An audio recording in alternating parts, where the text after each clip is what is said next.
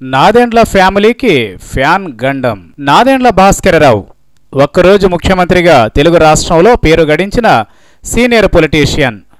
ఇప్పుడు ఆయన వయస్సు 82 ఏళ్లు. దాదాపుగా 2 దశాబ్దాల నుంచి వానప్రస్థంలో ఉంటూ దాదాపు అజ్ఞాతం పాటించిన నాదెండ్ల ఇప్పుడు మళ్ళీ కొత్త జీవితం ప్రారంభించాలని డిసైడ్ అయ్యారా?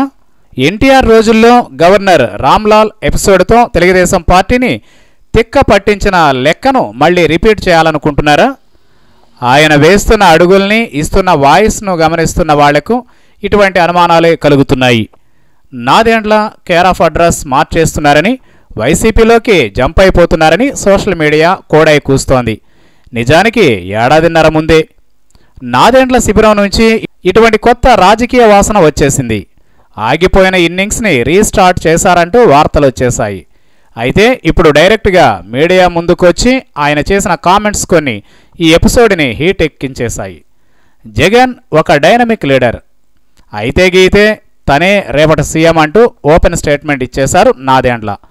తనకున్న అపారమైన రాజకీయ అనుభవం అంతా రంగరించి ఆ మాట చెప్పారా, లేక లోపలేదైనా సొంత లాభాన్ని ఆశించి ఇలా సెలవిచ్చారా తెలియదు. కానీ నాదెండ్ల భాస్కర్రావుకు లోటస్ పాండ్లో కండువా రెడీ అంటూ పుకార్లు వచ్చేశాయి.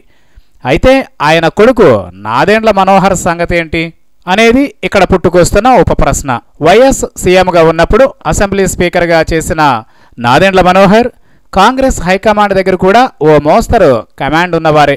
పైగా రాహుల్ గాంధీ గుడ్ లుక్స్లో ఉన్న యువనేతగా నాదెండ్ల మనోహర్ గురించి ఢిల్లీ దాకా చెప్పుకుంటారు. మొన్న ఈ మధ్యే రాహుల్ గుంటూరు వచ్చినప్పుడు కూడా మనోహర్ క్రియాశీలకంగా వ్యవహరించారు. పవర్లో ఉన్నా లేకపోయినా కాంగ్రెస్ పార్టీతో తనకున్న రిలేషన్ మాత్రం చెడిపోదని నాదెండ్ల మనోహర్ సన్నిహితులతోనూ మీడియా మిత్రులతో పదే పదే అంటుంటారు. సీనియర్ నాదెండ్లకు జగన్ మీద ప్రేమ పుట్టి అడ్రస్ మారిస్తే మారొచ్చు, కానీ ఈ జూనియర్ నాదెండ్లకైతే సెకండ్ థాట్ అంటూ ఏమీ లేదన్నది ఏపీ కాంగ్రెస్ లోపల గట్టిగా వినిపిస్తున్న మాట. సో నాన్నొక చోట కొడుకొక చోట ఎలా కుదురుతుందన్న లెక్క కూడా ఒకటి ఉంది.